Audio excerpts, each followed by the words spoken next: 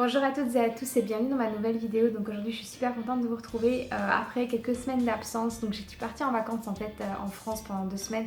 C'est pour ça que j'ai pas posté beaucoup ces derniers temps. J'ai pas vraiment eu le temps de le faire. Je voulais vous poster en fait à mon retour le vlog de mes vacances. Mais en fait je me suis rendu compte lorsque je l'ai monté qu'en fait il y avait beaucoup d'images de ma famille, de choses un petit peu personnelles. Donc en fait je me suis un petit peu abstenue de poster parce que voilà j'ai trouvé que c'était peut-être pas... Voilà, peut-être pas que ça ne vous regardait pas, mais en quelque sorte, on va dire. Donc voilà, j'ai préféré garder ça pour moi. Je reviens en force aujourd'hui pour vous faire une vidéo dont je vous avais parlé dans mon dernier live. C'est en fait des anecdotes en fait sur lorsque je parlais en fait anglais, lorsque j'ai appris à parler anglais en fait, lorsque je suis en Angleterre, il m'est arrivé de faire on va dire des petites bourdes ou des petits moments on va dire un petit peu rigolos et assez improbables. Donc voilà, je voulais vous faire part de ces petites anecdotes de langage et ce genre de choses en fait qui m'ont fait moi bien rire et qui ont fait beaucoup rire sur tous les autres. Avant de commencer, n'oubliez pas de vous abonner à la chaîne et d'aimer la vidéo bien sûr comme d'habitude. Avant que je commence aussi, je poste beaucoup de choses sur Instagram, sur ma story Instagram. C'est vrai que j'en vois pas beaucoup sur YouTube, mais si jamais vous souhaitez me suivre un petit peu plus voilà, dans la vie de tous les jours, je vous invite à me suivre sur Instagram, en particulier pour le mois d'août, parce qu'au mois d'août, j'en ai parlé dans mon live, mais je vais partir en Australie pendant 3 semaines.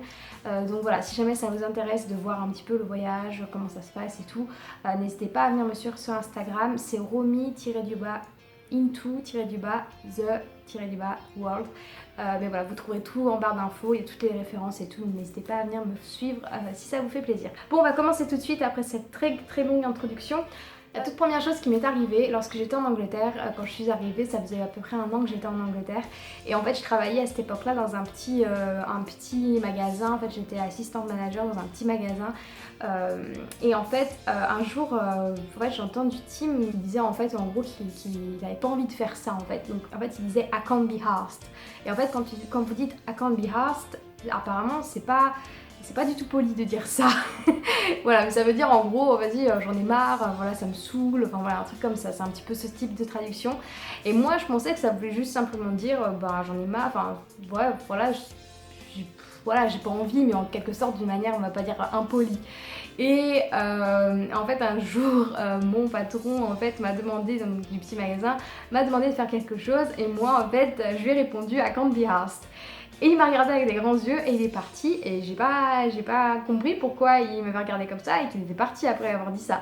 Et j'ai raconté à Tim le soir que je lui avais dit ça, et Tim m'a dit ne dis surtout pas ça, surtout pas à ton patron, parce qu'il aurait pu te virer sur le champ voilà, pour avoir dit ça. Et moi personnellement je savais pas que j'avais dit quelque chose de mal, donc bien sûr le jour d'après je me suis excusée auprès de mon patron pour lui dire que je savais pas du tout ce que ça voulait dire en fait quand j'avais dit ça.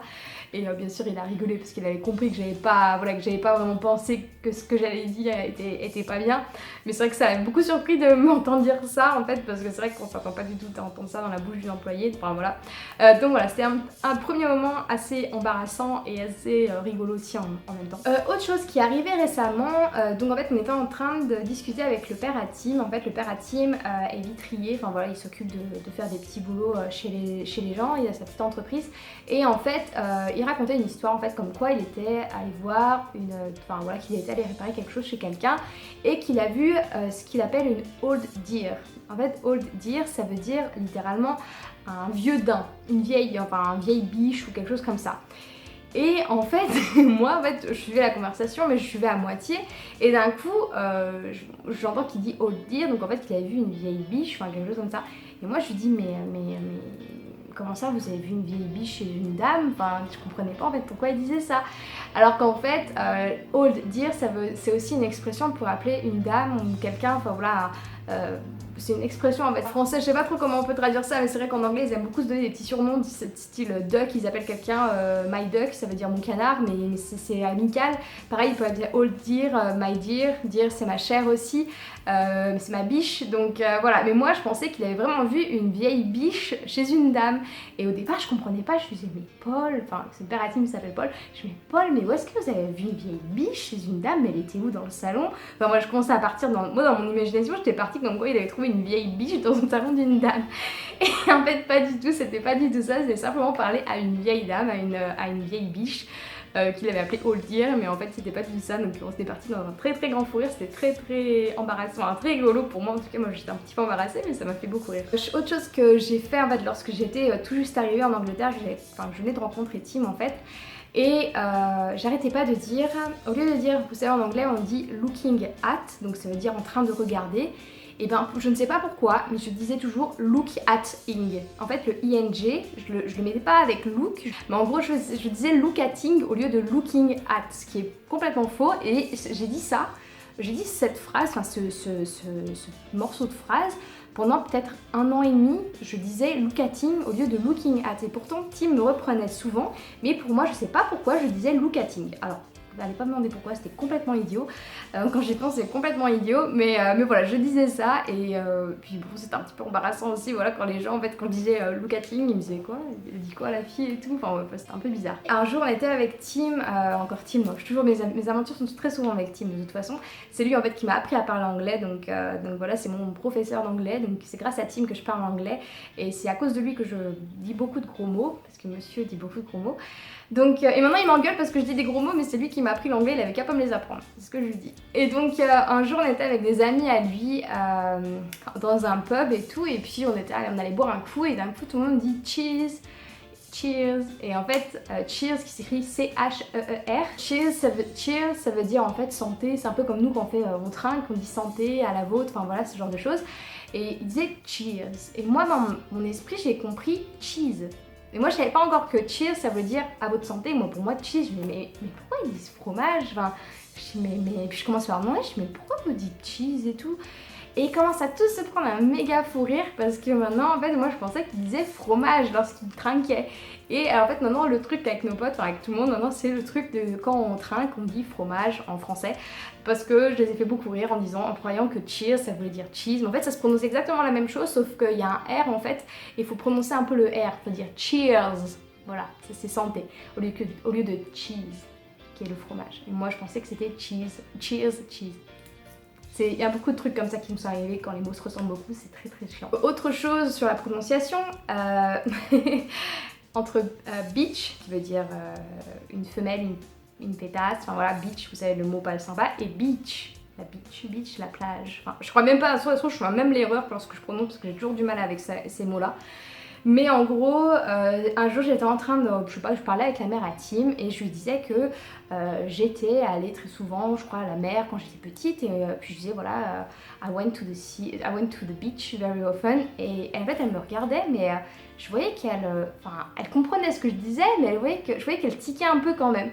Et puis je vais voir Tim, et Tim en fait il était avec son père et tout, je lui dis mais Tim, je lui dis ça, ta mère elle a fait un drôle de regard et tout, je sais pas si elle a vraiment compris ce que je lui disais. Et Tim me dit ah, parce qu'en fait t'as dit en gros Romy que t'étais avec une bitch, avec une pétasse, que t'as été beaucoup voir une pétasse quand t'étais petite. Et moi je lui dis mais non, j'ai dit que j'étais allée voir la mer, la plage, enfin j'ai beaucoup été à la plage quand j'étais petite. Et alors en fait c'était un quiproquo et tout, donc en fait après la mère à Tim elle avait compris que je voulais pas dire bitch, mais ça l'a fait beaucoup rire parce que maintenant comment je prononçais bitch au lieu de beach, et ben en fait voilà, ça aurait pu faire un peu bizarre, donc voilà, ça l'a fait beaucoup rire aussi. Mais bon, voilà, c'est une petite erreur à moi. Mais moi j'ai eu que des problèmes avec les prononciations et j'en ai encore. Et la pire des pires, c'est, alors, vous savez un compte en banque, on appelle ça account. Faut bien dire account, comme ça. Et surtout pas dire account. Parce que, alors, bon, normalement je suis pas censée dire ce mot parce que c'est le mot le plus horrible de toute la langue anglaise. Si on le dit, on est crucifié sur place, mais je vais le dire quand même. Cunt, c'est un mot ultra vulgaire en anglais. C'est un truc, il faut jamais le dire. Parce que si vous le dites, ils sont très prudes sur ce mot-là, je sais pas pourquoi. Enfin, pourtant, la traduction, je crois que c'est pute ou un truc comme ça, je saurais pas quoi trop dire. En fait, on va dire, c'est de la demoiselle. Donc il faut surtout pas prononcer ce mot. Et moi, un jour, j'ai appelé au téléphone, je sais plus ce que c'était, je voulais le département des comptes, voilà, le département de la finance de ma banque, je sais pas trop ce que j'avais appelé, qui c'est que j'avais appelé. Et j'ai demandé Can I please speak to the account department? Et la dame m'a raccroché au nez. Et j'ai pas compris pourquoi elle m'avait raccroché au nez. Donc je rappelle et je dis bon, excusez-moi, vous m'avez raccroché au nez, est-ce que je pourrais parler à l'account department? Et elle me dit mais mademoiselle, mais voyons, comment ça, vous voulez parler, mais c'est n'importe quoi, pourquoi vous parlez comme ça au téléphone, c'est un scandale, machin machin. Mais elle me dit ça, moi je comprenais pas, moi je dis mais je comprends pas madame, enfin j'essaie de, voilà, j'essaie de comprendre pourquoi elle comprenait pas. Et donc je laisse tomber, et le soir je parle à Tim, je suis mais j'ai pas compris, la dame elle était vraiment méchante au téléphone, elle voulait pas me passer la canne department, et il me regarde, il me fait t'as pas dit ça. Je dis mais j'ai pas dit quoi, il me dit account, t'as dit account? Mais oui j'ai dit account. Il fait non, faut pas dire account, c'est dire account. Moi je faisais mais c'est quoi, enfin je sais pas, j'ai dit quoi alors? Et en fait il m'expliquait ce que j'avais dit en fait, que je l'avais comme si en fait, je l'avais traité en fait de grosse pute au téléphone, et en fait c'était pas du tout ça. Et donc j'étais super embarrassée, en même temps je me suis tapé un méga fou rire parce que c'est à qu'à moi que ça arrive ces choses là.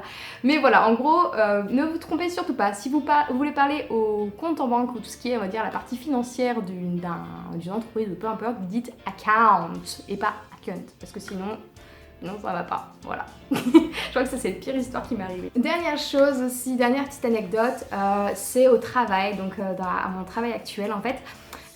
J'avais commandé en fait des draps pour chez moi, parce que j'avais aménagé chez moi il y avait pas très longtemps, et j'ai commandé des draps chez moi. Et en fait des draps en anglais on appelle ça bed sheet, alors ça se trouve je vais dire complètement faux, enfin j'arrive jamais à dire comme il faut, mais on appelle ça bed sheet. Sheet, ça veut dire, en fait il y a deux E, donc sheet c'est S-H-E-E-T, et moi j'appelle ça des bed sheets. En fait, bed sheet ça veut dire en gros de la merde de drap ou de la merde de bed, de la merde de lit. Et en fait, moi je savais pas que shit et shit, c'est pas pareil. Enfin, moi pour moi shit et shit c'est la même chose. Et en fait mes collègues me disent ah t'as commandé quoi Romy et tout, et moi je dis bah j'ai acheté des bed sheets. Et mes collègues sont partis dans un fou rire, mais moi je comprenais pas, je dis mais pourquoi vous rigolez tous comme ça et tout. Je fais mais Romy t'as dit bed sheet et tout. Je fais mais quoi, mais oui mais c'est ça, c'est ce que j'ai dit. Mais non t'as dit shit. Je fais mais c'est ce que j'ai dit, je dis c'est quoi la différence entre shit et shit, tu vois. Et donc voilà, donc ils sont encore peut-être pas un gros fou rire. Pareil aussi pour lorsque vous utilisez par exemple Excel ou ce genre de choses, en fait un tableur, ils vont appeler ça un spreadsheet. Spreadsheet. Et moi j'appelle ça un spreadsheet, parce que j'arrive jamais à penser qu'il faut faire un sheet, un très long sheet, parce que le truc c'est que c'est dur, parce qu'il faut pas non plus faire un trop long sheet, et il faut pas faire non plus un trop court, sinon ça fait sheet. Donc il faut faire au milieu, et c'est très difficile à savoir où est-ce qu'elle est la limite entre les deux. Donc voilà, je dis toujours un spreadsheet ou un bedsheet, et tout le monde se moque de moi quand je dis ça, mais c'est pas grave, ça fait mon charme. Bah écoutez, je crois que j'ai fait le tour des petites anecdotes qui me sont arrivées, en tout cas celles qui me sont arrivées depuis que je suis arrivée en Angleterre. Peut-être que je vais avoir d'autres anecdotes qui vont me revenir à l'esprit, mais pour l'instant c'est tout ce que j'ai trouvé. Mais comme vous pouvez le voir, je me suis tapé pas mal la honte depuis que je suis arrivée ici. Mais bon, enfin personnellement, c'est pas que je m'en fiche, mais que ça me fait rire en fait, ça me fait, comme vous pouvez voir, ça me sert à faire une vidéo. Non, franchement, ça me fait plutôt rire ces petites anecdotes là, et puis bon bah ça arrive hein, normalement, puis j'ai appris une langue comme ça sur le tas, en plus avec mon copain, c'est lui qui m'a appris et tout, donc voilà, je pense que je fais pas non plus trop d'erreurs, enfin j'espère pas trop en faire en tout cas. J'espère que cette petite vidéo en tout cas vous a fait rire et sourire, vous a un petit peu montré comme quoi ben voilà, ça arrive de faire des erreurs, et puis si jamais un jour vous allez en Angleterre ou vous habitez n'importe quel autre pays pour apprendre la langue, vous allez sûrement aussi faire des petits problèmes des petits soucis avec la prononciation, ce genre de choses, surtout en anglais. Moi je sais que j'ai vraiment eu beaucoup de mal, comme vous pouvez le voir, à prononcer certaines choses, et j'ai encore beaucoup de mal à prononcer encore certaines choses en anglais. Voilà, bah écoutez, merci beaucoup d'avoir regardé cette vidéo, j'espère encore que ça vous a plu. Si c'est le cas, n'oubliez pas de lâcher un petit like sous cette vidéo, de vous abonner à la chaîne comme d'habitude, et quoi d'autre, je vous retrouve la semaine prochaine pour une nouvelle vidéo. Je sais pas encore ce que je vais faire, mais si jamais vous avez des idées, n'oubliez pas de me les mettre en commentaire, je suis preneuse, voilà, n'hésitez vraiment pas. Et je vais aussi refaire un petit live, je sais pas quand, mais sûrement dans le mois de juillet, ou peut-être à mon retour d'Australie, mais en tout cas pendant l'été. Donc voilà, n'hésitez pas à me dire en commentaire quand est-ce que vous aimeriez que je le fasse, si c'est un samedi, un dimanche, enfin voilà, quel jour. Mais je ferai sûrement un petit sondage encore sur Instagram, donc n'hésitez pas à venir me suivre sur Instagram, c'est important, comme ça je sais. Je ferai un sondage là-dessus et vous me direz quand est-ce que ça vous arrangerait le plus, et je le ferai en fonction du sondage. Voilà, j'ai assez parlé, je vous fais de gros bisous et je vous dis à la semaine prochaine pour une nouvelle vidéo. Ciao!